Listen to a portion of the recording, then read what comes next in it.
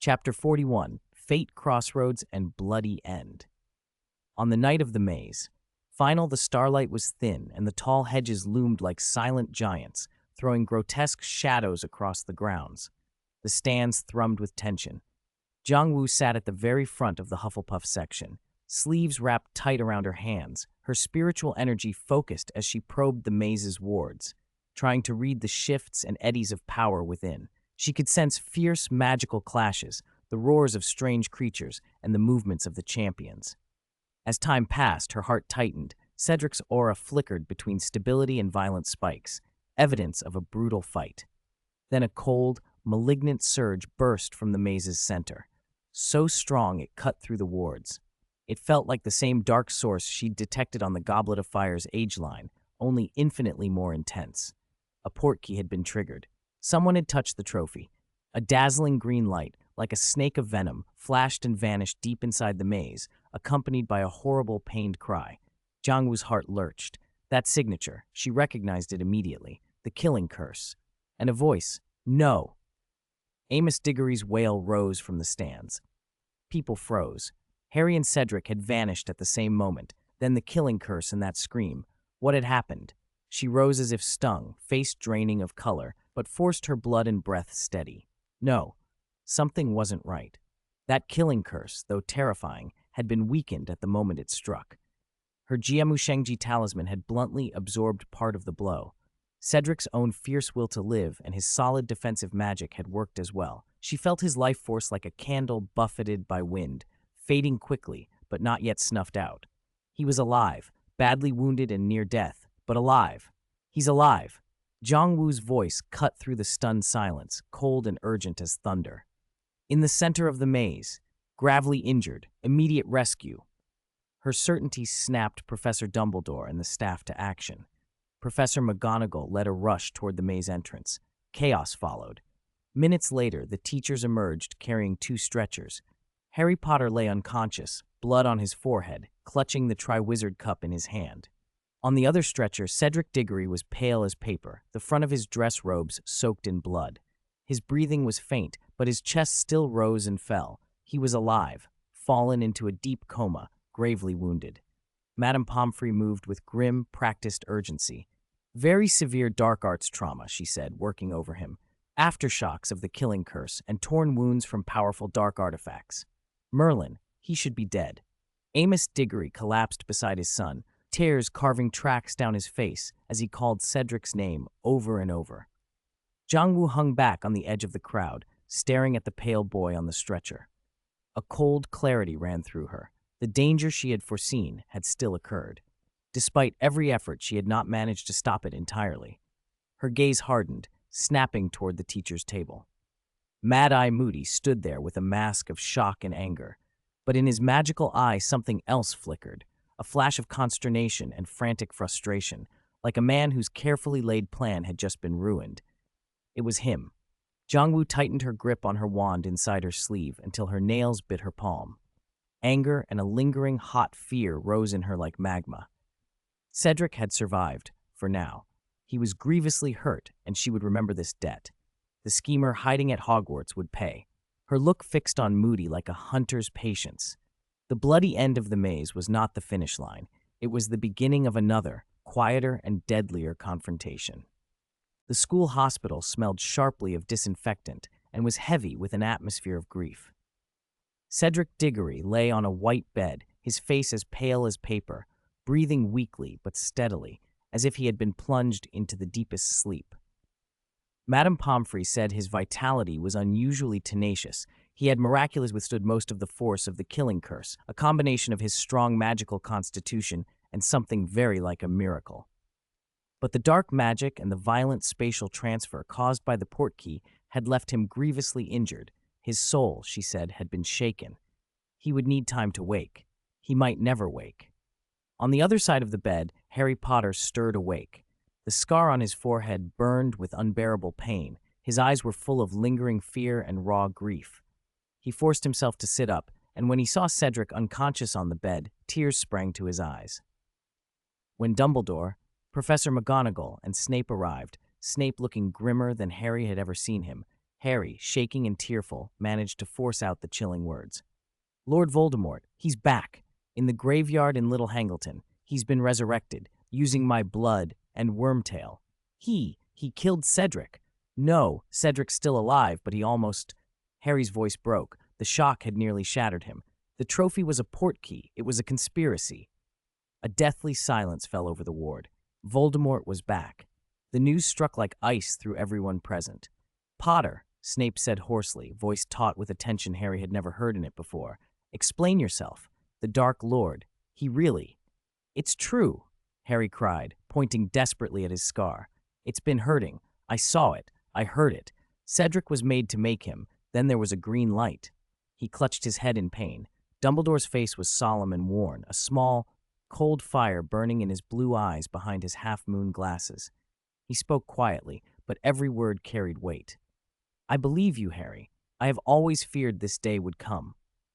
At that moment, Cornelius Fudge burst into the ward with a retinue of ministry officials, his face arranged into an expression of officious concern. Dumbledore, Merlin, what's happened? This boy, Diggory, such a pity. And Potter, how is he? I hear he's been babbling. He was not babbling, Cornelius. Dumbledore cut in, turning on him with a steady, sharp look. Lord Voldemort is back. Harry saw him with his own eyes. Fudge almost leapt from his chair, fat features quivering. No, impossible. Dumbledore, you cannot take the word of an overwrought child. The Dark Lord has been dead for years. This must be some trick by a dark wizard. Perhaps Diggory and Potter had a quarrel in the maze. Minister Fudge, a clear, angry voice interrupted. Jiangwu stepped forward from the corner of the ward, where she had been kneeling by Cedric and trying to warm his injured body with the faint remainder of her spiritual power. A quarrel would not leave traces of the killing curse, nor would it cause such bizarre soul trauma. I sensed the evil energy that erupted in the maze, same source as the Dark Lord's aura, and my earlier suspicions have been confirmed. Professor Alastair Moody is seriously compromised. He kept guiding Cedric with his words. His behavior was strange. I once saw him wandering alone near the abandoned lavatory on the 7th floor, his soul aura fragmented and disguised. I believe he turned the trophy into a portkey and orchestrated this whole thing. Absurd, Fudge cried, refusing to listen to the word Voldemort. A second-year student, relying on some peculiar Eastern senses, dares to accuse a distinguished auror? Where is Moody? Bring him here at once for questioning. Snape's face was grave. Moody is in his office. When I tried to go and ask him about this just now, I found a very strong defensive spell on the door. Dumbledore's eyes flashed. Severus, Minerva, we will go to Moody's office immediately. Miss Jiang, come with us and state your observations. He turned to Fudge and, with a quiet firmness that brooked no argument, added, Cornelius, if you truly want to know the truth, follow us. Chapter 43, Veritaserum and Broken Pretense. Dumbledore's knock shattered the wards sealing Moody's office. The charm dissolved almost at once, and he pushed the door open. Mad-Eye Moody was pacing inside, his magical eyes swiveling nervously.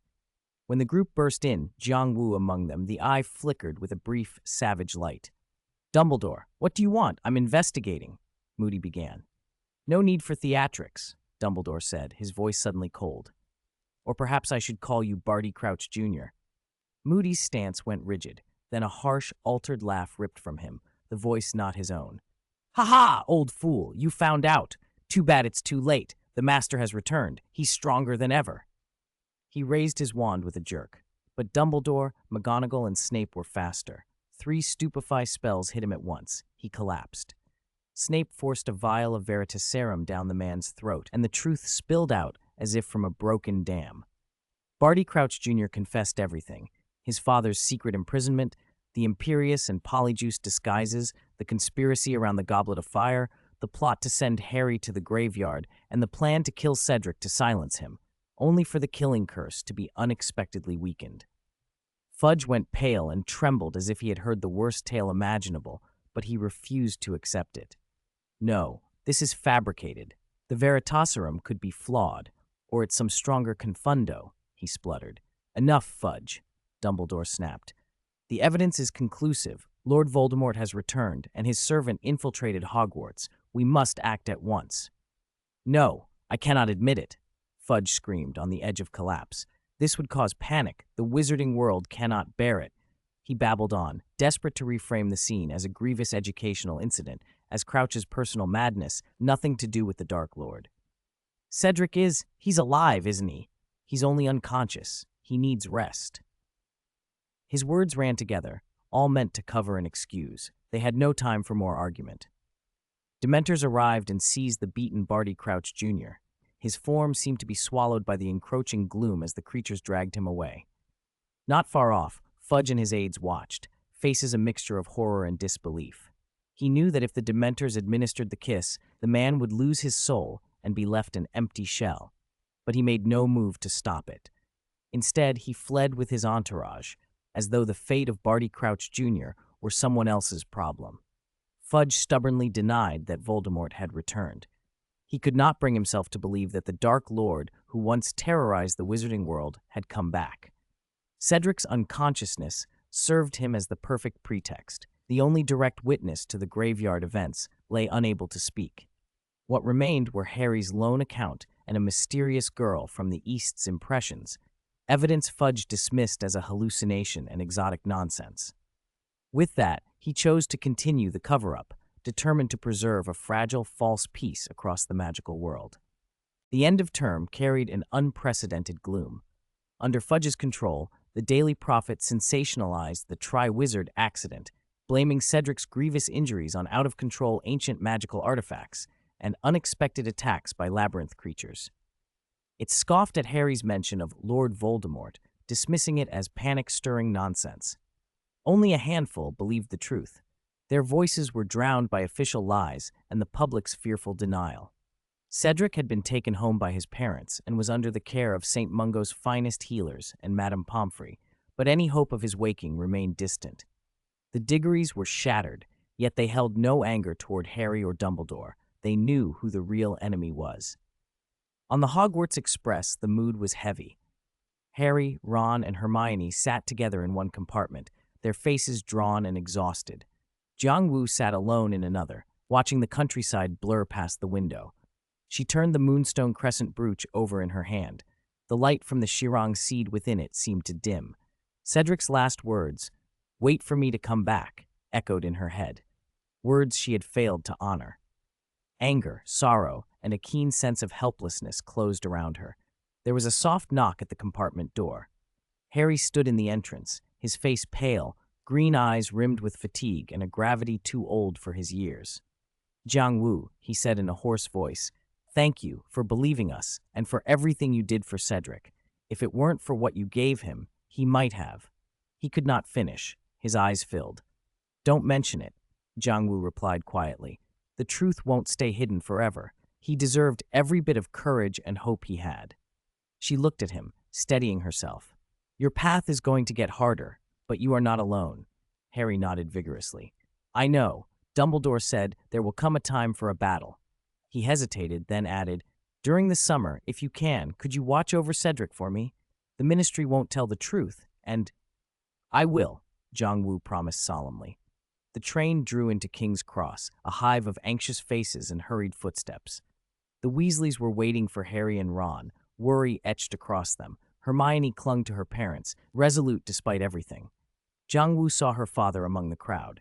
Jiang Heng, dressed in a cyan Taoist robe, his bearing calm and refined. He noticed at once the sorrow that clung to his daughter. "Ah Wu," Jiang Heng said, stepping forward to pat her shoulder gently. "You've worked hard." At the sight of his kindly, knowing eyes, the emotions she had been keeping tight inside loosened a fraction. She leaned into his arms and whispered, barely audible, "Father, I failed." "Life is unpredictable," he answered softly. "As long as you did your best, you have no regrets. Come home first. The spiritual energy of Chixia Stream will help you settle your mind and decide the road ahead." Before leaving the station, Jiangwu cast one last glance at the red train and the bustling platform. The 4th year at Hogwarts had ended with blood, lies, and vows left unkept. The shadow of Lord Voldemort's return had already fallen. Cedric lay in an unending sleep, and Harry carried a terrible truth that no one wanted to hear. But she knew the fight was only beginning. She tightened her grip on the brooch until the moonstone warmed against her palm, and a cold, resolute flame lit her clear, cool eyes. Those who had harmed the people she loved, whether the Dark Lord or the hypocrites in the ministry, would pay. The successor of Chixia Stream did not fear hardship. This summer she would grow stronger, for protection and for justice. Platform 9 3/4 slipped from sight behind them, and a new chapter full of trials and struggles began to open. Chapter 45, Chixia's Silent Enlightenment and the Phoenix's Secret Order. Summer at Chixia Stream was still wrapped in mist, spiritual energy thick in the air, but Jiangwu's heart could not settle into the garden's usual calm. Cedric's pale, unresponsive face, Harry's desperate cries, Fudge's hypocritical mask, and Barty Crouch Jr.'s deranged confession turned over and over in her mind like a lantern in the dark. Anger, helplessness, and a sudden, weighty sense of responsibility braided together inside her. She shut herself away in her quiet room. Aside from the daily work of feeding several soul-returning grasses and concentration flowers with her pure spiritual energy, plants she had cultivated specially for Cedric, meant to soothe and strengthen the spirit, she buried herself in the family's healing texts, methods for treating soul trauma, dismantling evil curses, and the construction of talismans and defensive arrays. Under her constant nurturing, the breathing earth seed seemed to grow more active and more inward, its bond with her tightening. Her father, Jiang Heng, watched his daughter's anxious, determined solitude without intruding. He only sent nourishing spiritual tea when her energy ran low and offered the occasional word of guidance about channeling qi. The Tao follows nature, that if he told her softly one day from the hallway outside her room, but it also has thunder's wrath and a heart that protects. Awu, your path is yours to walk. Where your heart leads, there the Tao will be. But remember, extremes break. You must wield power with the sword of wisdom. Jiang Wu nodded without speaking. She had known he understood, had known he supported her. One evening in early July, a plain brown owl slipped through Chixia Stream's barrier and dropped a single sealed letter onto her windowsill. The wax seal bore a lifelike phoenix. Inside was a single line written in a special magical ink that hummed with quiet authority. Tonight at 3 a.m., 12 Grimmauld Place, London. Passphrase, Phoenix Reborn. If you wish to fight for the light, wait. Albus Dumbledore. The Order of the Phoenix. Dumbledore had finally reached her. Without hesitation, Jiang Wu inhaled, let spiritual energy gather at her fingertips, and watched the letter turn to fine ash that drifted away on the air. She glanced toward her father's study. Jiang Heng stood on the veranda and offered a small approving nod. His eyes were filled with understanding. That night, between numbers 11 and 13 on Grimmauld Place, space rippled.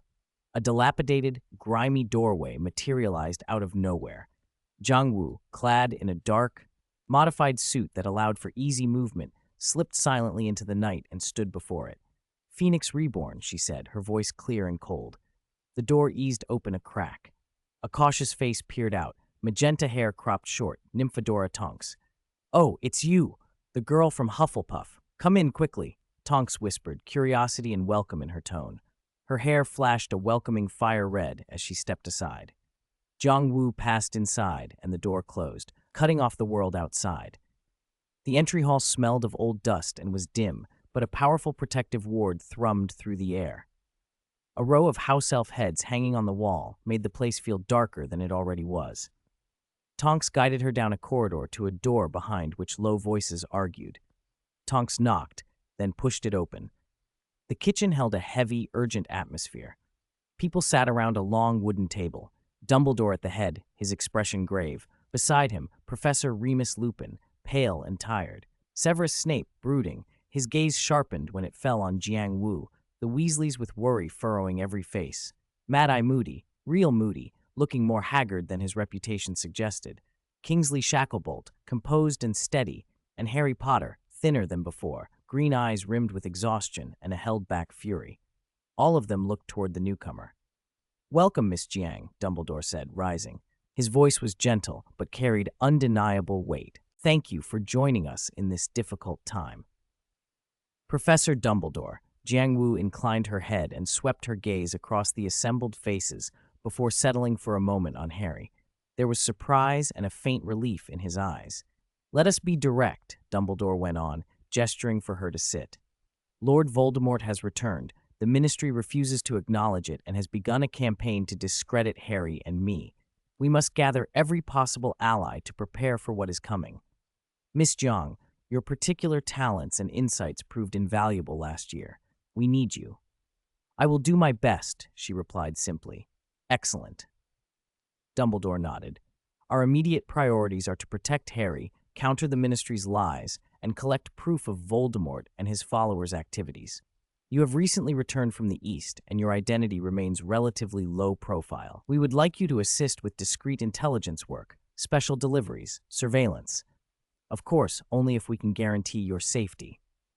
Snape made a soft, skeptical sound, as if to object, but Dumbledore's look stopped him. Lupin, with weary gentleness, added, "And Cedric, his condition is stable but shows no improvement. The Diggories are being closely protected by the Ministry, making any outside approach difficult. If you have any alternative treatments from the East?" He left the sentence open. The meaning was clear. Jiang Wu felt her chest tighten. "I will study my family's secret texts and search for methods," she said. "I will need an opportunity to get close to him." "We will try to create such an opportunity," Dumbledore assured her. The meeting moved on. The Ministry's maneuvers, the Dementor attack, the arrangements for Harry's interrogation. Jiang Wu listened, absorbing and analyzing the information with a practiced calm. By the time she slipped back through Grimmauld Place at dawn, the morning mist of London was sharp and cold. The doorway had vanished. She looked back once, knowing she had set foot on a dangerous, uncertain road. For the sleeping Cedric, for Harry who carried the truth, and to oppose the shadow that had crept into the world, she had chosen this path. That summer, the Order of the Phoenix became her new cause and her new family. Her Eastern magic would, quietly and without fanfare, begin to bloom in the midst of this Western war. Chapter 46. A preliminary study on the potions chamber and spiritual plants. After joining the Order of the Phoenix, Jiang Wu was not sent on immediate field missions. Dumbledore felt she needed time to learn the landscape, strengthen herself, and fit into this Western resistance organization. She spent most of her days at headquarters, but she was far from idle. She sought out Snape. When she knocked on the door of the potions office in the dungeons, Snape's face looked even gloomier than usual, as if it could drip ink. "What is it?" he snapped, pulling the door open and blocking the entrance, making it clear he did not welcome interruptions. "Professor Snape," Jiang Wu said calmly, ignoring the pressure he radiated. "Regarding soul trauma and long-term damage caused by the dark arts, are there any potions or any reference texts? I thought I might find a way to combine them with Eastern practices to help Diggory." Snape's dark eyes studied her sharply, searching for motive. After a few seconds, he brusquely stepped aside. "Come in, don't touch anything." The potions office was cold, full of odd ingredients and bubbling cauldrons. Snape fetched a thick, musty tome, Advanced Principles of Magical Poisons and Curse Reversal, from a locked bookcase and dropped it heavily on the table. This contains 17 theoretically effective formulas for soul damage. His voice slid like a snake. 9 require parts from extinct magical creatures. 5 need ingredients that are priceless and extremely dangerous on the black market. 2 have failure rates above 90%. And the last one, he sneered, is Nicholas Flamel's conjecture from centuries ago, never proven. Read it yourself. Don't expect miracles. Jiang Wu was not discouraged. She accepted the heavy book with a small bow. "Thank you, Professor." She found a corner in the cold office and began to read. The potion knowledge in the book was deep and perilous. Many ideas clashed with the Eastern alchemical medicine she knew. Yet, they offered new ways of seeing things. Her excellent memory and heightened spiritual perception let her grasp complex principles and energetic reactions quickly. At the same time, she quietly gathered unusual plant materials from the Western magical world through the Order's channels, mostly the Weasley brothers' various peculiar procurement methods, and set to work. In a disused, sunlit storage room at headquarters, she cultivated them with the aura of the breathing earth seed and the spiritual plant seeds she had brought from Chixia Stream. She attempted to hybridize soul-returning grass with the Western mandrake to increase its soul-soothing properties. She soaked the petals of a concentration flower in dew mixed with moonstone powder and unicorn hair, trying to boost its ability to purify and stabilize the soul. Her experiments did not go unnoticed. Tonks was endlessly curious about the little greenhouse and often came by to watch, occasionally helping to move things, her clumsiness nearly sending a pot crashing more than once. Mr. and Mrs. Weasley praised the small potted plants, saying their tranquil aura helped lift the oppressive mood in the headquarters. Even Sirius, when he was less clouded by gloom, would sometimes lean against the doorframe and watch Jiang-Wu as she worked, a complicated, almost nostalgic expression flickering through his gray eyes, perhaps a memory of Regulus. Outside the greenhouse, the struggle with the Ministry of Magic grew harsher by the day. The Daily Prophet kept up its attacks on Harry and Dumbledore, and when news arrived that Harry would soon face a trial, the atmosphere at headquarters grew even more somber. During a late-night meeting, Dumbledore outlined a plan to protect Harry on his way to the Ministry. Jiang-Wu volunteered without hesitation. "I can apparate to the vicinity of the Ministry beforehand and use an Eastern breath-concealing technique to lie in wait, watching for ambushes or unusual movement." Her breath-concealing had once fooled even Moody's magical eye. She was confident. Dumbledore considered her for a moment, glanced at Lupin and Moody, then nodded. "You may, but be very careful, Miss Jiang. Your safety is paramount. If you detect anything wrong, withdraw immediately." On the day of Harry's trial, dark clouds hung over London. An hour early, Jiang-Wu apparated onto a street near the Wizengamot, wearing a modified stealth talisman her father had given her to blunt the Ministry's trace. She slipped into the shadow of a building, stilled her magic, and slowed her breathing until it was barely a whisper, as if she had become a lifeless stone. Her senses spread like an invisible web, picking out every passerby and every tiny ripple of magic. She saw Kingsley, disguised as an ordinary wizard, slip in ahead of the crowd. She noted several suspicious figures whose eyes kept darting around and whose wand handles showed faintly from their sleeves. No doubt Ministry security or informants sent by Fudge. Just before the trial began, a faint but chilling trace of dark arts energy brushed past from a hooded wizard hurrying by. A Death Eater? How dare any of them come near the Ministry? Alarm flared in Jiang-Wu's chest, but she did not move. The man seemed to be merely watching and vanished around the corner.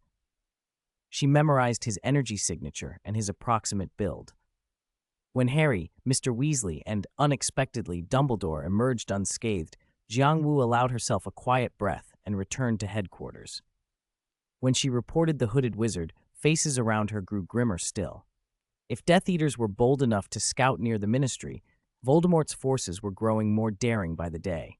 Harry's acquittal was a small, bright thing in that darkness, but the relief was short-lived. The next blow came like a thunderclap. Dolores Umbridge had been appointed Defense Against the Dark Arts professor, and, even worse, she was now senior undersecretary. The name Umbridge had long been synonymous with cruelty and authoritarianism to the students. Her arrival meant Hogwarts would cease to be a safe place of learning and become a tight, suffocating regime. For Harry and his friends, this was devastating. They had hoped the trial's outcome might bring some good change at the school, but those hopes were dashed. Umbridge's presence promised endless trouble, control, censorship, and punishments for any dissent. Hogwarts, once a haven of magic and wonder, looked set to become another battleground. Students who yearned for true learning and who were willing to resist would face unprecedented pressure. And Harry, already a target, would find himself under fresh and ruthless scrutiny. Before returning to Hogwarts, Dumbledore sought out Jiang-Wu and Harry. "This term will be very difficult," he said gravely. "Umbridge represents the Ministry. Her aim is to take control of the school, discredit us, and outlaw practical defense instruction. We must find another way." He turned to Harry. "You need to learn to protect your mind and resist penetration. Severus will teach you occlumency. It is essential. You must take it seriously." Harry nodded, reluctant but resolved. Dumbledore then looked at Jiang-Wu. "Miss Jiang, your talents are unusual. Perhaps you can detect some of the Ministry's covert moves. Remain vigilant and, when necessary, assist Hermione and the others. Hogwarts has never lacked students who thirst for true knowledge and dare to resist injustice. Protect yourself and protect your classmates." Finally, Dumbledore pressed a small sealed scroll into Jiang Wu's hand. Find a way, without attracting attention, to give this to Griffook at Gringotts. It concerns the safety of something very important. She felt the power of the words in the parchment and understood immediately the gravity of the task. Gringotts was one of the most heavily guarded places in the world. Getting a message to a particular goblin without drawing notice would be perilous. Leaving the temporary principal's office, Dumbledore had been using a study in Black's old house. Harry frowned at her. Gringotts? That's dangerous. There's always a way, Jiang Wu said calmly, already weighing options. She thought of crowds in Diagon Alley, of timing shifts, of small bribes. Her hand went to the satchel at her shoulder and rested on a string of smooth spiritual beads charged with earth energy. Goblins had a particular fondness for gems and minerals. Perhaps that could be useful. The new term had not even started, yet the air already tasted of tension. The battlefields of Hogwarts and of Gringotts lay ahead, and Jiang Wu felt the pull of both missions. Most of all, the image of the sleeping Cedric, his fate unresolved, stayed with her, fueling her determination. Chapter 48. Using the Spirit Pearl as bait to have a secret talk with the ancient spirit. The summer bustle in Diagon Alley went on as usual, but a faint, almost imperceptible tension hung in the air. Jiang Wu moved through the crowd in a plain robe, hood pulled low, blending in. She didn't go straight for the white marble steps of Gringotts. Instead, she drifted through Flourish and Blots and Madame Malkin's, pretending to browse while using her spiritual sense to scan for anyone watching her too closely. The Gringotts main hall still gleamed with gold. Goblins sat behind high counters, flicking coins with long, precise fingers that made a constant, crisp clinking. Jiang Wu had a purpose.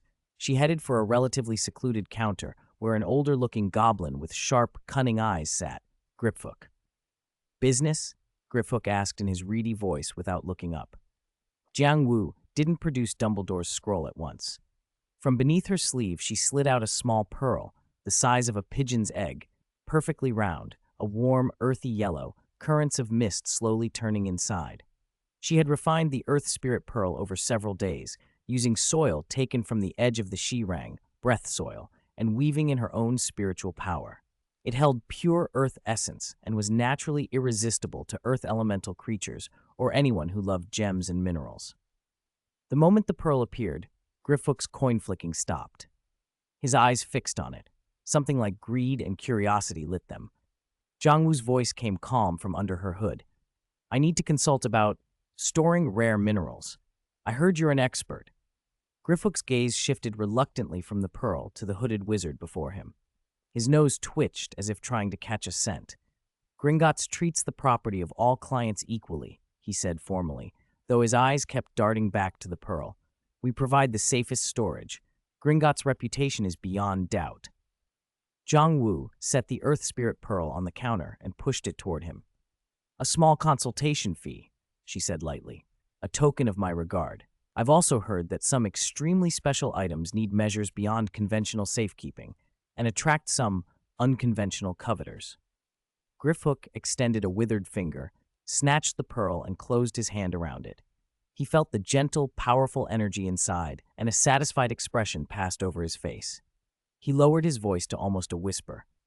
"Gringotts' vaults can withstand most known magics and forced breaches, but some vaults are different. Some require a goblin's personal handling, or the renter leaves special instructions." Jiang Wu understood the implication. Under that cover, she slipped Dumbledore's small scroll into Griffook's hand while he still held the pearl. "Someone asked me to send their regards," she murmured, "and hopes you'll pay extra attention to a certain vault to make sure its lease isn't terminated prematurely by any illegal force." When Griffook's fingers brushed the scroll, his expression changed. He sensed the powerful enchantment woven into it. He quickly tucked it into his elaborate robes, his face growing wary and serious, though his grip on the pearl tightened. "Tell whoever sent you," he said in a low tone. "Gringotts honors contracts, but some storms cannot be stopped by paper alone. Tell him to hurry." The warning was clear. Danger was approaching, and Dumbledore needed to act quickly. Mission accomplished. Jiang Wu nodded almost imperceptibly, said nothing more, and melted back into the crowd, slipping out of Gringotts. The whole exchange had been quick and clean, drawing no attention from the other goblins or the wizards around them. Chapter 49. Back to School Train with Shades of Pink. The Hogwarts Express belched thick smoke as it prepared to pull away. The mood on the platform at King's Cross was stranger than in previous years. Parents clustered in small groups, their faces etched with worry as they murmured instructions to their children and scanned the station nervously. Men in new ministry uniforms, wearing Auror badges but moving with the hard, officious air of enforcers, patrolled the crowds. Their glances were sharp and unfriendly. Jiang-Wu spotted Harry standing apart on the platform. He seemed thinner than before. The lightning scar stood out against his pale skin, and his green eyes glowed with suppressed anger and exhaustion. The Weasleys and Hermione stood close, but an invisible space surrounded them. Other students and parents instinctively gave them room, looking on with a mixture of pity, fear, and suspicion. Hermione saw Jiang-Wu and waved, relief flooding her face. "Jiang-Wu, over here," she mouthed. "Have you heard? That Umbridge, she's the new Defense Against the Dark Arts professor, sent by the Ministry." Ron's expression twisted with disgust. "Dad says she's Fudge's most loyal lapdog. They put her at Hogwarts to make trouble." Harry said nothing. His clenched fists said enough. Jiang-Wu nodded. "Dumbledore mentioned it," she replied quietly. "Stay alert." Her eyes swept the station again. There was something in the patrol's magic, different from ordinary Aurors, stiff, obedient, almost mechanical. It set her on edge. On the train, the air felt heavy.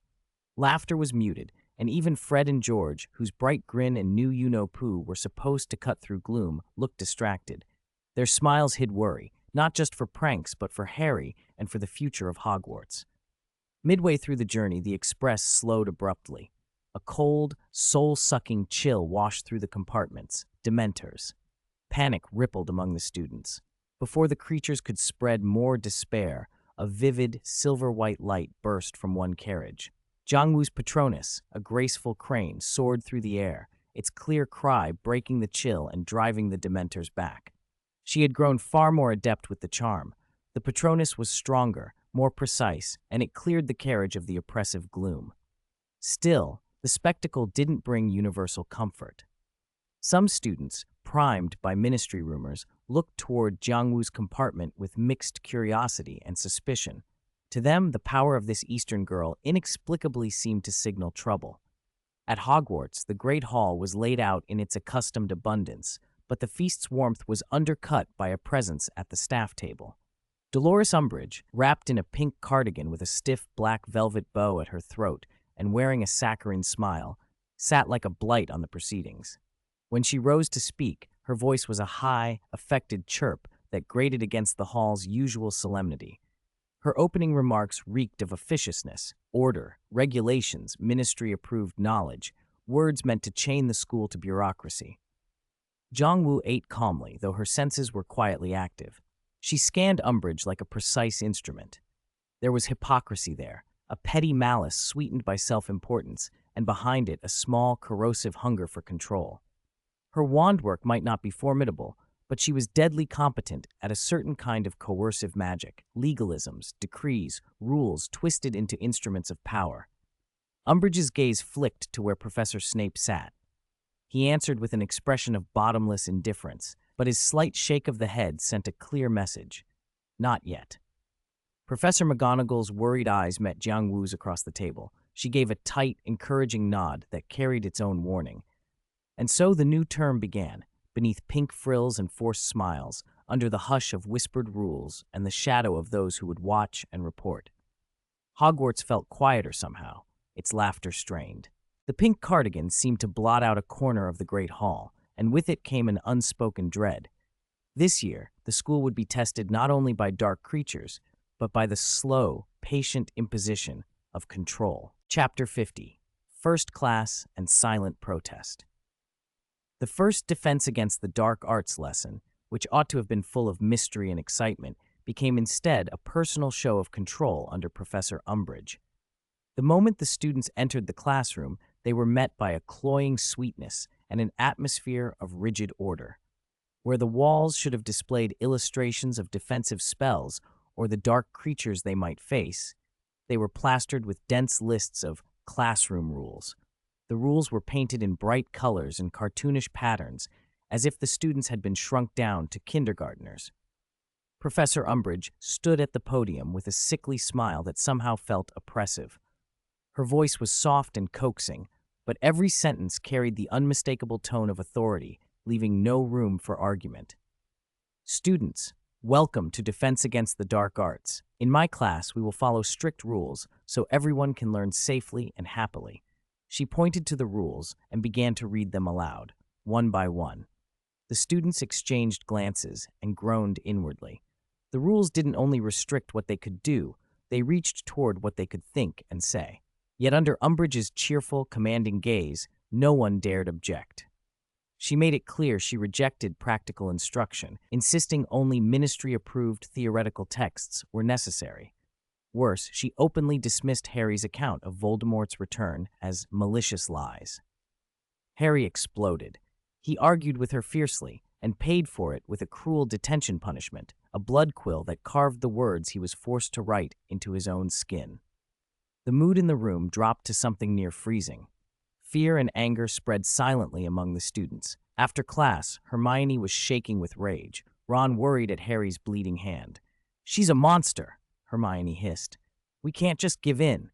We have to do something. We need to learn how to protect ourselves for real." Jongwoo stepped closer, looking at Harry's injured hand with a cold, assessing gaze. "Her magic is punitive and controlling, like ancient word covenants or blood curses," she said quietly to Hermione. "But it's more insidious and subtle. Simple protests will have little effect. We need a more organized, more secret approach." She thought of Dumbledore's hint. Hogwarts had never lacked students eager for true knowledge and brave enough to resist injustice. "Organize." Hermione's eyes lit up. "Yes, organize. If the school won't teach us, we will teach ourselves. Harry can teach us. He's lived it." Harry looked stunned, hesitant, and unsure. Jongwoo watched the fighting spirit flare in Hermione and nodded. "We need an absolutely safe place. Umbridge and her cronies will be watching." She considered the room of requirement but kept that thought to herself, weighing it carefully. Membership must be tightly screened. Trust is everything. At that moment, Ginny Weasley and Neville Longbottom emerged from the neighboring classroom, both wearing expressions of indignation. Neville's fists were clenched, rare anger visible at Umbridge's denials of the Dark Lord and the slight to his parents' sacrifice. Ginny whispered to Neville, both comforting and plotting resistance at once. Hermione and Jongwoo exchanged a look. Potential allies stood beside them. Under Umbridge's heavy-handed rule, the seeds of resistance had been quietly planted, and Jongwoo's Eastern insight and skills could become an indispensable, singular strength for this secret band. She glanced at Harry's pained but stubborn profile and thought of the unconscious Cedric. Her resolve hardened. Neither the pink terror nor the shadow of the Dark Lord would make her yield. Chapter 51. Room of Requirement and DA's Torrents. Umbridge's oppressive policies settled over Hogwarts like a greasy film. Defense Against the Dark Arts lessons had been reduced to rote recitation, and practical spellbooks in the library were heavily censored or simply removed. Fear and repression festered in the silence between classes. Hermione Granger's initiative was nothing short of astonishing. After Jongwoo's subtle hint, the castle always has forgotten corners, waiting for those who need them. And Harry's quiet assent, Hermione sprang into action. She swept through staircases and corridors like a whirlwind, checking every possible hiding place and noting every small, suspicious change. At last, after relentless searching, the Room of Requirement appeared on a blank stretch of wall, just as she had hoped. The door was smooth, as if it had been waiting for her all along.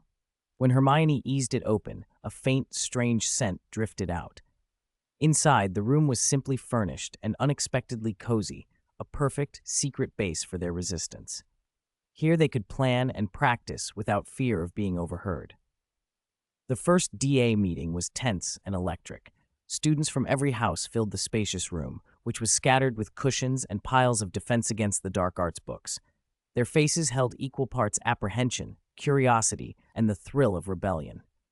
Harry stood in the center, clearly nervous, but under Hermione's encouraging look and the group's expectant attention, he began to explain and demonstrate the first spell. Expelliarmus. Jiangwu lingered in a corner, watching. She didn't join in right away. Instead, she reached out with her spiritual sense to test the room's magical protections, confirming its secrecy. Quietly, she planted a few Taixian vine seeds in inconspicuous crannies and imbued them with a faint trace of her power. If someone hostile found their way in, those resilient vines might warn them off, or at least create a delay. When Cho Chang and Marietta Edgecombe arrived, the mood shifted subtly. Cho looked at Harry with complex, tangled feelings, and Harry returned that awkwardness in kind. Jiangwu's glance passed over Cho, and she remembered Cedric, comatose in a bed at St. Porcro. Mungos, she sighed softly, then pushed the thought away and refocused on the task at hand. Over the following meetings, Harry's natural gift for teaching became clear, and the DA members improved noticeably. During breaks, Jiangwu would offer little lessons on magic control and focused breathing, techniques more like Eastern meditation to help steady their spell work. Though some of her methods sounded odd to the others, they worked, especially for students like Neville, who began to gain confidence.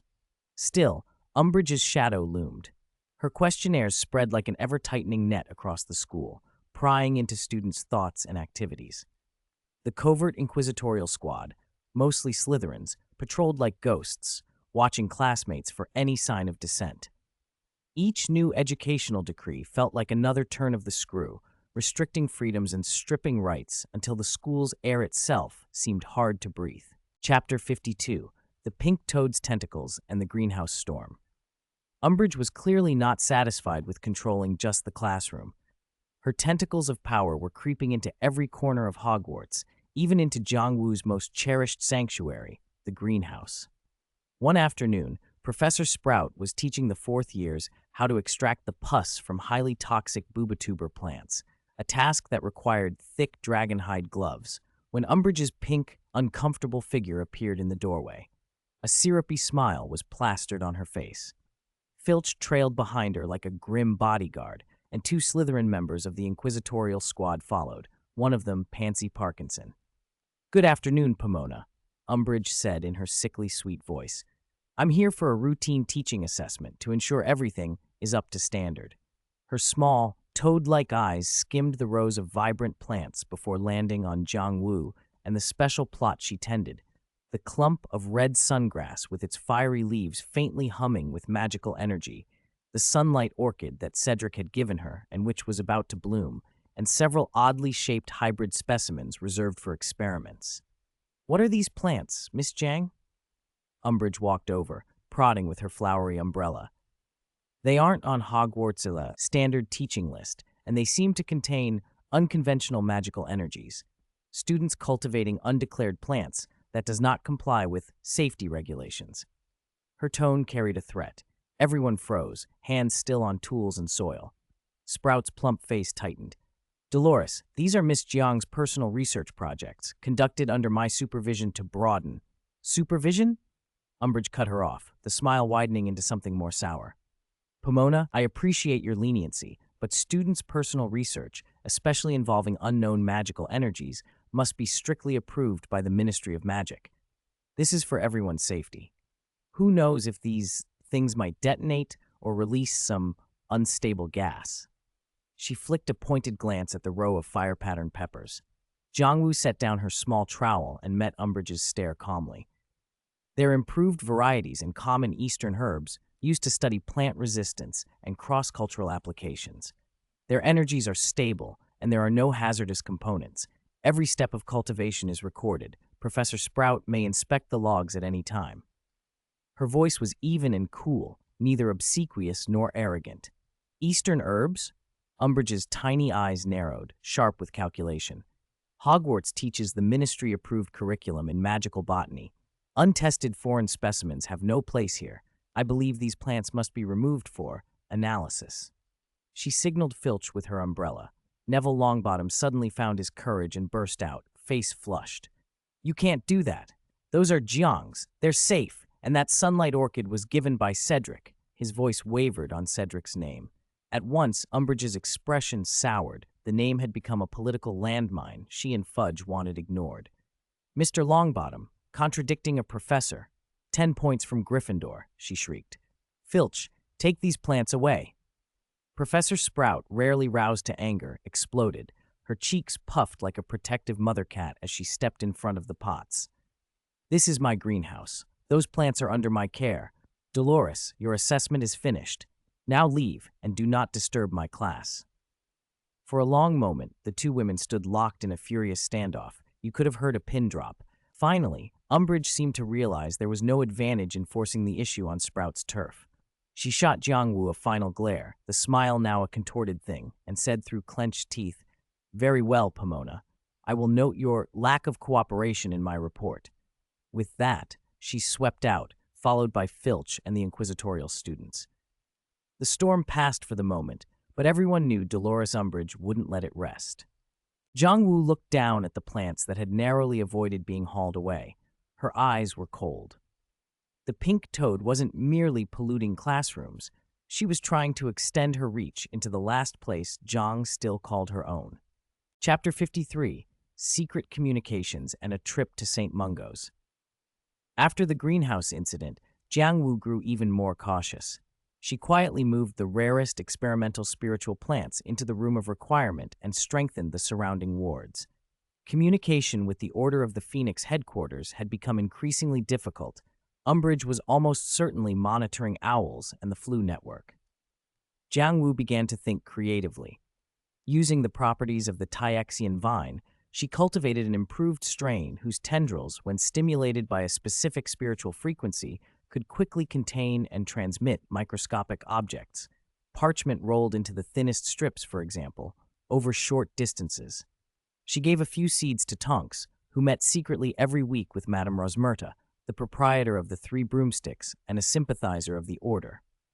Despite those precautions, worry over Cedric's condition increased by the day. The ministry's blockade made news hard to come by.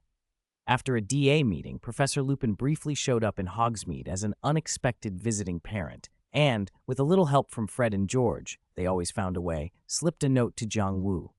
The message was concise. St. Mungo's 5th floor, Janice Thickey ward. Conditions stable, but no improvement.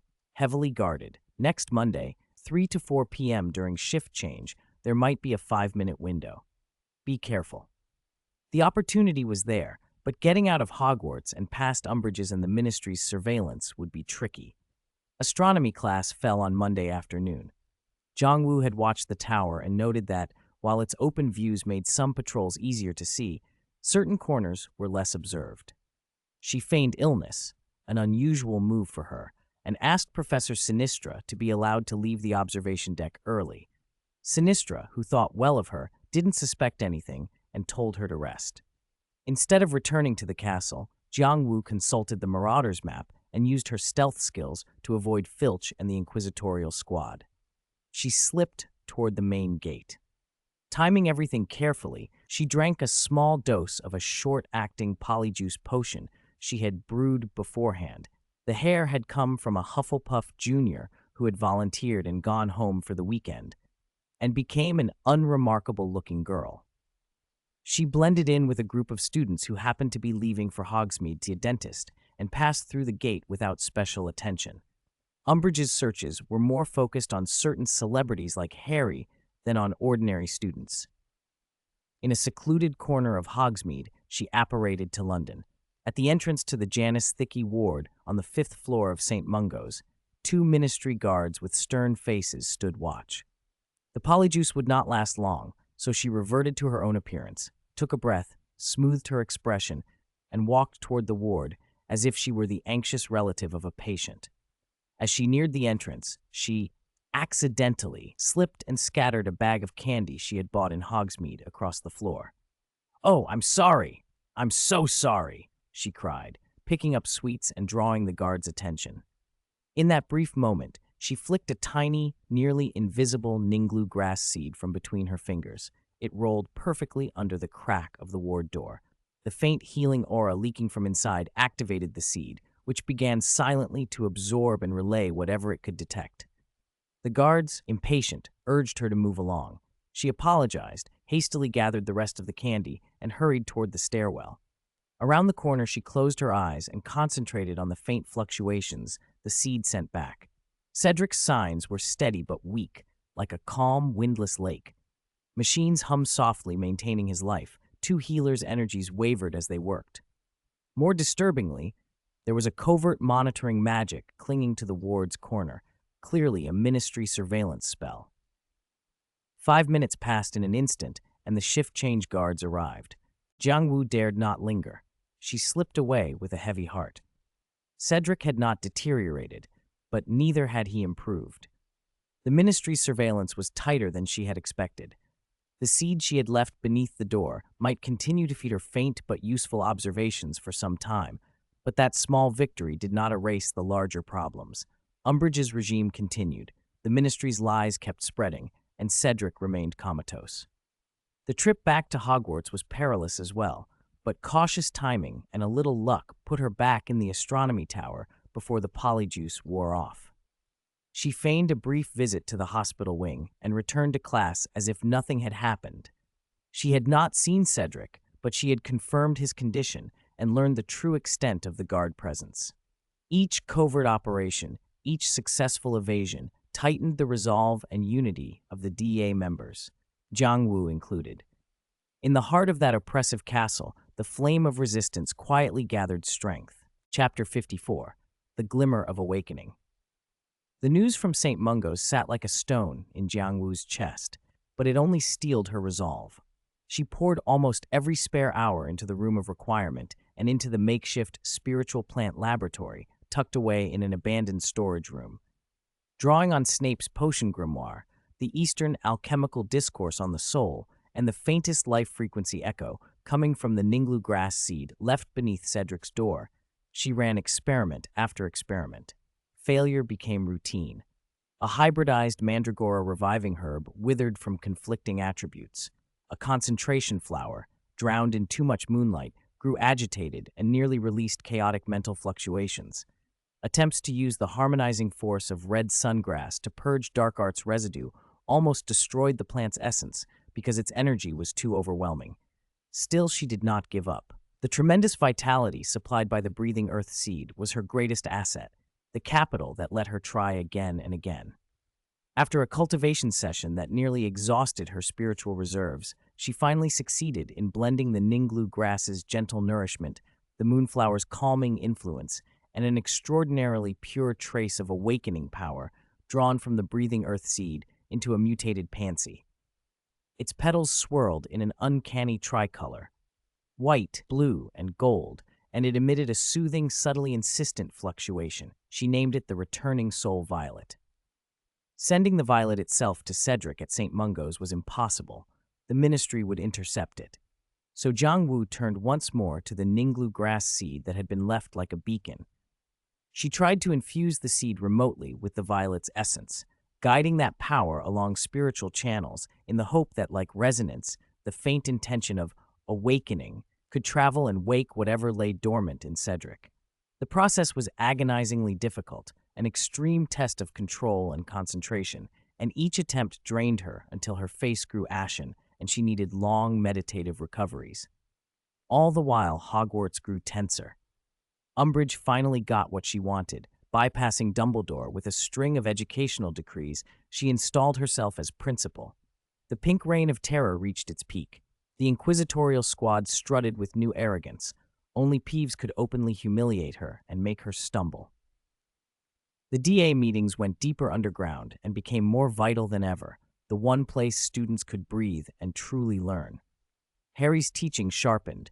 The students improved fast, even managing to repel some magical artifacts unleashed under the guise of an inspection by Professor McGonagall, who had come at Umbridge's behest but held back more than she revealed. Late one night, after another remote infusion that utterly drained her, Jiang Wu collapsed onto the room of requirement's floor and fell into a deep meditation. In that stillness she felt, more than saw, a faint ripple move through the distant seed. Cedric's life signatures, which had been like dead water, trembled, just a whisper of motion, as if a tiny pebble had been dropped into an ancient well. Her eyes snapped open as if forced. An invisible hand clutched her heart, and it hammered so hard she thought it might burst. Was it imagination, or had the returning soul Violet truly begun to work? A rush of thoughts collided in her mind, leaving her stunned and momentarily unsure what to do next. Chapter 55, Nightmare Recurrence and Sequelae. A few days later, explosive news spread in whispers and through encrypted letters across the Order of the Phoenix and among the core members of DA. Cedric Diggory had woken up. But what followed was not relief. It was a new wave of fury and helplessness. When Cedric regained consciousness, he was extremely weak and deeply traumatized. He recalled in broken fragments the goblet in the maze, the tug of the portkey, the eerie graveyard, Peter Pettigrew's revolting face, the enormous cauldron, and the snake-faced man. Lord Voldemort returned. He remembered the green light streaking toward him and Harry's cries of pain. The Diggorys wept with joy, but the Ministry of Magic immediately protected them. Fudge himself arrived at St. Mungo's with a retinue of purported experts and healers, actually psychologists and memory charm specialists.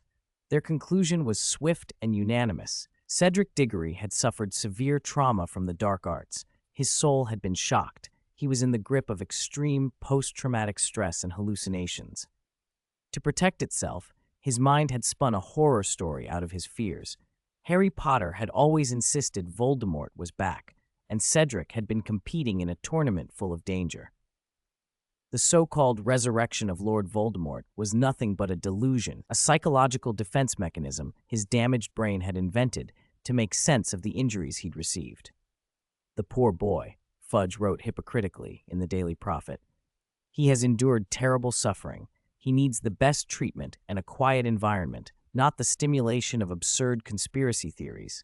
Let him rest and forget those unpleasant hallucinations. Reporters were turned away from St. Mungo's. The Diggorys were confined to their home and saw no one but the healers appointed by the ministry. Cedric's own testimony was ignored and sealed as unreliable because he was declared mentally unstable. When Harry heard, he trembled with raw anger and punched the wall of Gryffindor Tower. "How dare they?" Cedric remembers clearly. He proved what I said was true. Hermione grabbed his arm to keep him from hurting himself, her face taut with anger and despair. "They won't admit it, Harry. They're scared. Cedric waking up is a chance for them to cover it up." Ron looked pale. "They might even memory charm Diggory." In the greenhouses, Jiangwu's hands stilled over the returning soul violet she was tending. Its petals had wilted slightly from the distance infusion. Coldness sharpened her eyes until they could have frozen the air. Anger churned under her calm like magma trying to break free. They hadn't just covered up the truth. They had twisted a victim's memories, trampling his suffering and bravery as mental illness. That was a kind of corruption more revolting than any blunt cruelty. She laid a gentle hand on the violet's petals and felt the faint, unmistakable tug of its calling. Cedric's awakening proved her instincts right, but the ministry's hypocrisy exceeded anything she had imagined. "The pink toad, the rotten Ministry of Magic," she muttered. A sharp, golden glow, tempered from red sungrass, condensed on her fingertip. She traced it lightly across the garishly pink pom-pom flower that Umbridge favored for decorating her office. The blossom blackened and withered at the touch, as if burned. The enemy was not only outside, but inside, dressed in the mantle of order and authority. Cedric's awakening, instead of exposing the truth, pushed the struggle into a messier, fouler phase. Jiangwu knew she needed greater power and more effective methods, not only to heal bodies, but to fight back against the overwhelming tide of lies. Chapter 56, Secret Weapons and Final Assembly. After the Cedric incident, the atmosphere at Hogwarts grew colder and more oppressive. The Ministry had turned Cedric's experience into ammunition, calling it hallucinatory and using it to paint Harry and Dumbledore as rumor-mongers who caused secondary harm. Umbridge grew bolder by the day, issuing so many educational decrees that the walls of the corridors seemed plastered with them, and punishments became routine. Officially, everything was calm. Unofficially, the school tightened. The DA only grew closer. Cedric's ordeal had stripped away any remaining illusion that the Ministry was impartial.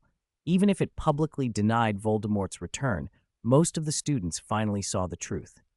Practice sessions became more frequent and more serious. They worked on silent casting, coordinated group tactics, and even basic healing charms. Neville Longbottom's progress was the most remarkable. His determination to prove himself had hardened into a sort of quiet strength, as if his hatred for Bellatrix Lestrange had been forged into something useful. Jiang Wu spent that time quietly building things.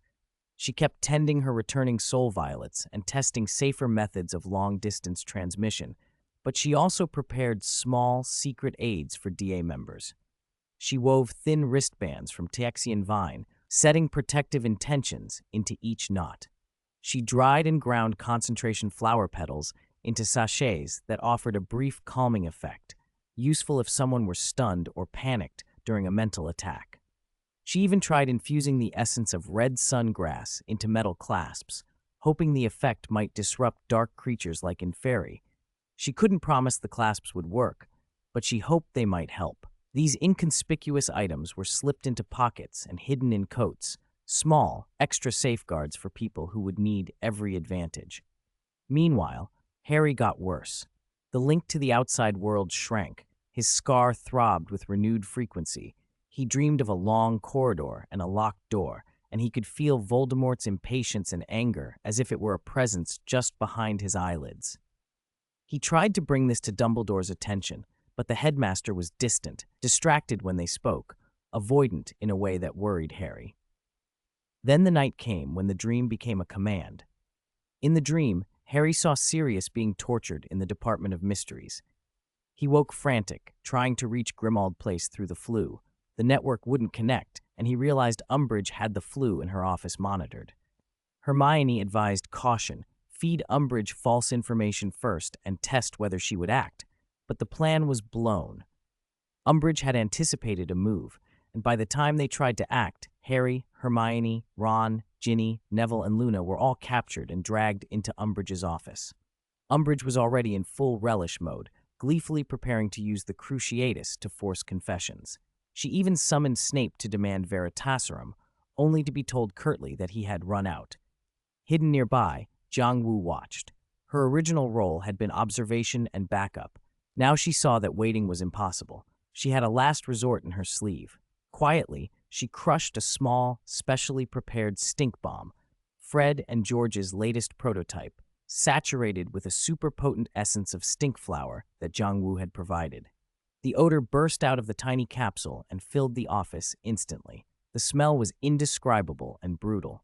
Umbridge and the Inquisitorial Squad students gagged, coughing and reeling in confusion. Jiang Wu slid into the room like a shadow. A silent Expelliarmus sent Umbridge's wand skittering from her hand, and Jiang Wu shouted, "It's a trap!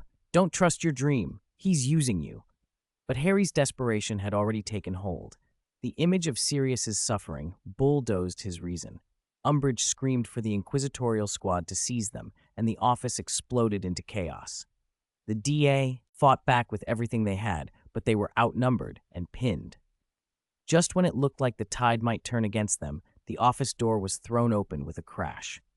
Fred and George Weasley stood in the doorway, grinning like soldiers about to set off a riot. Behind them were massive boxes stacked with their merchandise. "Heard you needed a little chaos?" Fred called, wickedly delighted. "A final farewell performance for Hogwarts' new principal." George's grin matched his brother's. What followed was pandemonium. Enormous, dazzling fireworks poured into the room, tiny dragons, glittering streamers, and well-placed stink bombs.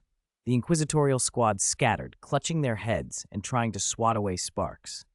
Umbridge let out a high, piercing shriek as an enchanted streamer conked her on the head, and a burst of harmless but humiliating smoke swirled around her. "Move!" Fred shouted to Harry and the others. For a moment, Harry froze, torn between the frantic urge to run and the vivid image of Sirius behind locked doors. He looked at Jiang Wu. Her face was a mixture of fear, apology, and quiet resolution. She had seen him make this choice before he even spoke it. "Stay in touch. Use these," Jiang Wu said, thrusting several tiny, green-glowing seeds into Hermione's hand. They were her newest invention, communication beans, capable of faintly sensing each other's locations within a limited range. Hermione caught them, eyes wide, and slipped them into her palm like treasure. Then Jiang Wu turned her attention away from the fleeing group and back to Umbridge. The woman was still trying to brush sparks from her hair, but her wand was being raised again. Jiang Wu's jaw tightened. There were scores to be settled face to face, and she would not let Umbridge leave this unchallenged. Harry hesitated for the last time, then led his friends out through the mayhem created by the twins. They ran toward an uncertain destiny, the trap that Voldemort had stretched before them with cruel patience. The brief, chaotic assault of fireworks and mischief marked the beginning of something larger, the prelude to a war that was no longer only whispered about. It began with pyrotechnics, betrayal, and the iron resolve of those who would not stand down. Chapter 57, Virtual Reality Trap. When Harry and the others burst out of the chaotic office and rushed for London, Jiang Wu did not immediately follow. She knew it would be foolish to try to force her way through Umbridge's blockade, and she had the sense that the seed of the communication beam in Harry's hand had been activated, like a faint firefly in the dark. It was guiding them. "Enough!" Umbridge suddenly shrieked, her voice shrill enough to hurt. Sparks still smoked from her hair, evidence of whatever had just set it alight. Her heavy makeup had slid into a blotchy mask, ruined by terror and rage. Her frog-like eyes bulged with fury. Her lips trembled as though she had something to say, but finally she only thundered, "Catch them! Catch them all! Detention! Forever!" Jiang Wu turned to face the furious woman and the inquisitorial squad advancing on her. Her expression was composed, but her eyes had gone completely cold. She did not raise a wand. Instead, she laid a palm gently on the ancient flagstones of the castle. "The castle is not your private property, Toad," she said, her voice low and carrying a strange resonance that seemed to sink into the stone. "It has its own memories, its own anger." She tapped into the vast vitality of the breathing earth seed, letting that deep-rooted life force mingle with her own pure spiritual energy. She poured it into the castle's foundations like a living stream, not to strike, but to call, to wake. Instantly, countless dormant root vines that had lain hidden behind tapestries, in wall crevices, and even beneath the floors were roused by the surge of life. They shot forth with a wild, ancient hunger, thick and tough as living ropes. They did not lash out at the students. They coiled, precise and deliberate, around the ankles and wrists of Umbridge and her squad. The vines carried the steady strength of centuries, toppling offenders and binding them fast. A sticky sap oozed to slow movement, rendering every struggle useless. "What on earth is this? Let me go!" Umbridge screamed, voice echoing like a breaking china. She was caught by invisible hands, turned on her back like a beetle, and helpless to right herself. Her legs kicked in the air as the vines held firm. She writhed and twisted, but could not escape. Jiang Wu did not spare them a second glance. She hurried to the window. Outside, in the night sky, several thestrals were harnessed to the Hogwarts carriage, the same carriage Harry and the others had commandeered, and it was already being hauled upward, streaking away into the distance. She drew a breath, formed a precise hand seal, and intoned an ancient Eastern wind control spell. Her body lightened as if a weight had been removed. She leaped from the window and did not fall so much as glide, borne on the wind like a drifting leaf. Silent and swift, she trailed after the carriage, her speed no less than theirs. Chapter 58, Memory Corridor and Soul Brand. At St. Mungo's Hospital, Cedric's coma was not a simple sleep, but a prison inside a strange, kaleidoscopic world.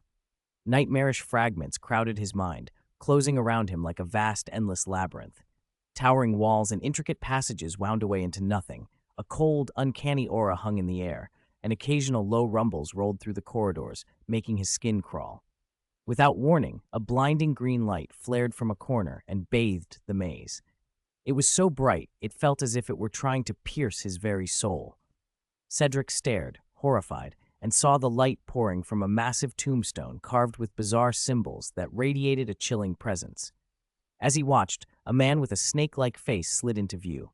Scales covered his skin, his eyes were slit and predatory, and a forked tongue flicked from between thin, leering lips. The snake-faced man smiled with a cruelty that sent a fresh spike of panic through Cedric.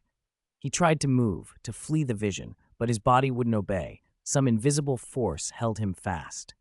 The man advanced, each step measured and mocking, his sneer echoing in Cedric's ears. The dream looped on. Darkness, fear, and that cold, searing light. Then, through the crush of terror, a different power entered his consciousness. gentle and bright as moonlight breaking through clouds. It was the returning soul violet, flowing from Jiangwu through the Ninglu grass beacon. It did not tear the nightmare away. Instead, it worked like a patient guide, threading through the scattered shards of memory.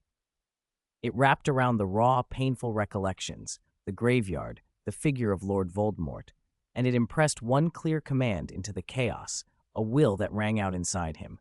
Live. The truth needs to be told by you. The Ministry of Magic is lying. Be wary of disguises. The words cut into his fractured mind like a precise, unyielding blade, etching themselves as an unmistakable mark.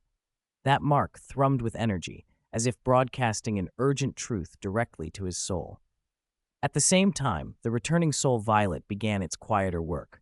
Like a skilled healer, it tended to the torn threads of his soul connection, mending, strengthening, and restoring what had been broken. Each infusion of power added a little more coherence and breadth to his scattered awareness. Slowly, painfully, Cedric's consciousness was dragged back from the abyss, as if a drowning man had finally seized a rope. The effort was immense, but the violet power did not relent. On the hospital bed, Cedric's finger twitched. The monitoring charms registered a faint, abnormal spike before settling again.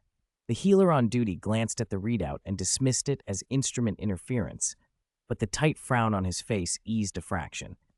No one else noticed, yet the change was real, a tiny, hopeful shift, like finding a lifeline in the dark. The battle in the Department of Mysteries was fierce and chaotic. Harry and the others were surrounded by Death Eaters. The prophecy orb lay shattered, and everyone was wounded. As Lucius Malfoy closed in on Harry, an emerald green light shot out like lightning and knocked Lucius's wand right from his hand. Jiangwu had arrived. She seemed to appear out of nowhere at the edge of the fighting, her wand, Qinglin, radiating a vital, green light that mingled with a soft breeze around her. Ganging up on someone. Is that the noble tradition of the Malfoys? Jiangwu's voice was cold and mocking. The Death Eaters stared, caught off guard by this strange Eastern girl and the unusual power she wielded. Jiangwu gave them no time to recover. Driving her wand into the obsidian floor, she commanded, "Grow!" Instantly, countless Taxian vines burst from the cracks in the Department of Mysteries' smooth floor. They were no longer thin tendrils, but thick as a child's arm, dark, glossy, and unbelievably tough. They twisted together into a writhing, thorny jungle that cut the Death Eaters off from one another, blocking their movement and clouding their vision. These enhanced Texian vines were no ordinary plants. Their fiber was as hard as steel, and their intertwined stems formed an almost indestructible barrier. Worse, the vines were suffused with Jiangwu's spiritual energy and the life force of fertile earth. That blend gave them a degree of sentience. They sensed changes in their surroundings and reacted instinctively, and their earth-born vigor let them recover rapidly from damage. The combination also repelled and disrupted dark magic. When a Death Eater sent a curse streaking toward the vines' energies collided with the dark magic, weakening, sometimes even nullifying its effect. "Damn it! What kind of magic is this?" a Death Eater roared, trying to incinerate the plants with a jet of fire. The vines withstood the flames, and new shoots sprang up as others were burned away. Amid the confusion, Jiangwu moved like a phantom, slipping through the crowd with light, agile steps that seemed unaffected by the chaos. In a blink, she was beside Harry. Without hesitation, she drew a small sachet from her robe, a packet that gave off a cool, refreshing scent like a breeze on a hot day. She pressed it into Harry's hand and whispered, "Steady yourself. Don't be consumed by anger. This is a trap. Sirius isn't here." Her voice was low but urgent. Harry took the sachet. The coolness eased the hot anger in his chest. He looked at Jiangwu, doubt flashing in his eyes, but he nodded. With Jiangwu's sudden aid and the support of her strange plant magic, the pressure on the DA eased a little, though the situation was still dire. Bellatrix Lestrange's mad laughter echoed beneath the arches. She seemed to relish the slaughter. The thunder of battle and the surge of wild magic finally drew reinforcements. Dumbledore and members of the Order of the Phoenix arrived. The tide turned instantly, but tragedy struck when no one expected it. In the duel with Bellatrix, Sirius Black was struck by a merciless curse. He was hurled backward, tumbling through the ancient, ominous arched veil, and vanished without a trace. "Sirius!" Harry screamed and tore forward, but Lupin held him back with desperate force. For a stunned moment, the whole hall fell silent.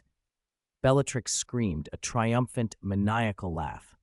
Unnoticed by everyone, the Taixian vines Jiangwu had scattered near the archway, withered and battered by the fierce magical clash, underwent a strange mutation when they touched the veil's energy and the residue of Bellatrix's deathly, frenzied magic.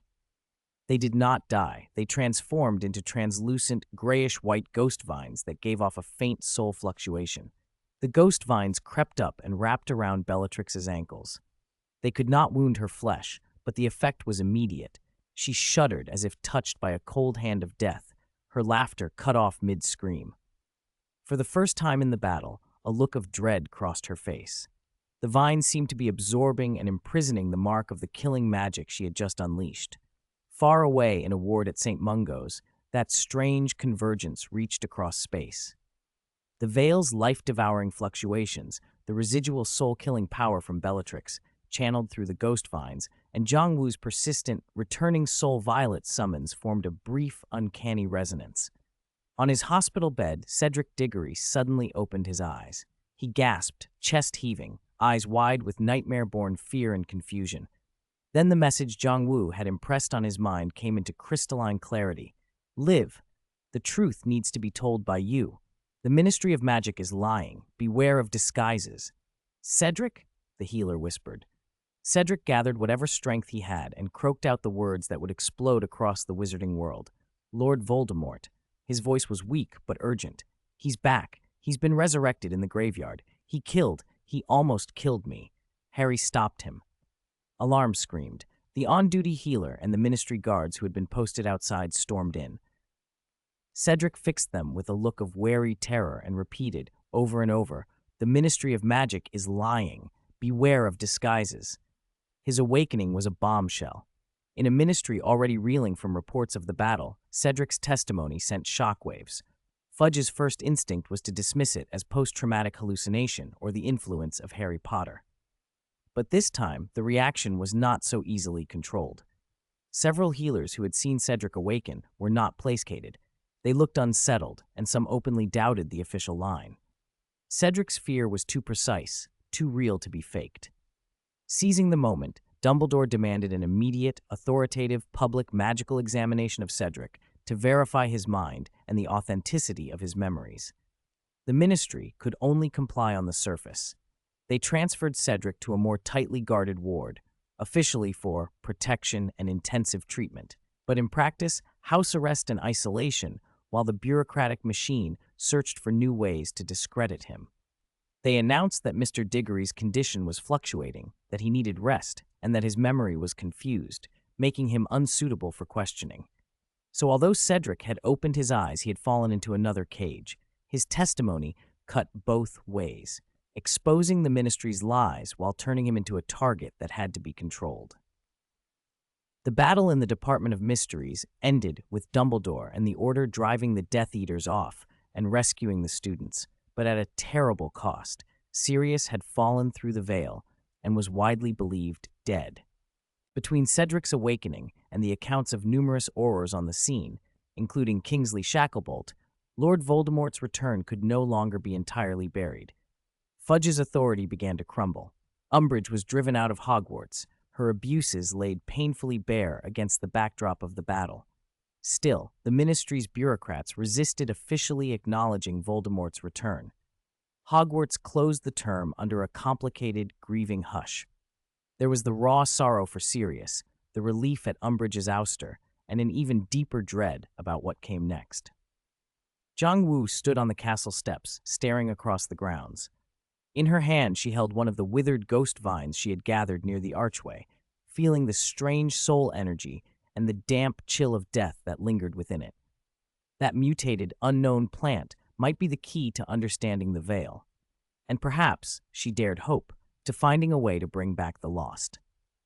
In the long fight against darkness, her path of cultivation had opened an unexpected branch into a realm she had never meant to enter. The road ahead remained uncertain and hard, but with Cedric awake and the truth at last surfacing, a spark of hope had been rekindled.